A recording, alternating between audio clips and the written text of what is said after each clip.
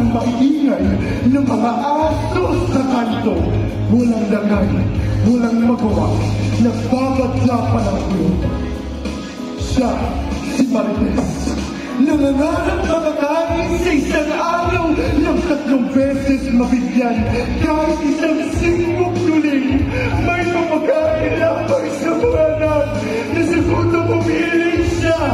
Si Pedro, walang trabaho, halos nag-iingat ang daing ng daing.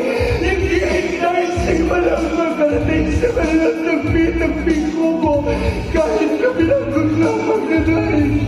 Siya naman si Juan, tumutulong kahit may kapasanan, pinatahimik na walang iyong sistema, pinatahimik na makapangyari ang puwerta.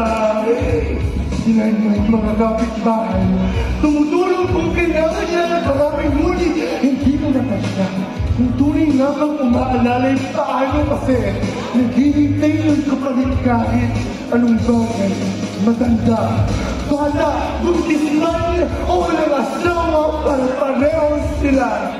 Pinipilang kanilang pagkakasigay na sa tuwing nalalapit na ang eleksyon. Naglilipa na ang mga politikong kanilang plataforma at kinakalimutan pagdating ng panahon. Tatakbo ako sa bayan, sigaw niya sa mga tao.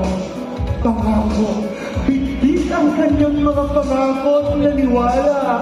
Naniwala ang mga tao kahit di naman sigurado kung tunay na pagtatakbo para sa bayan.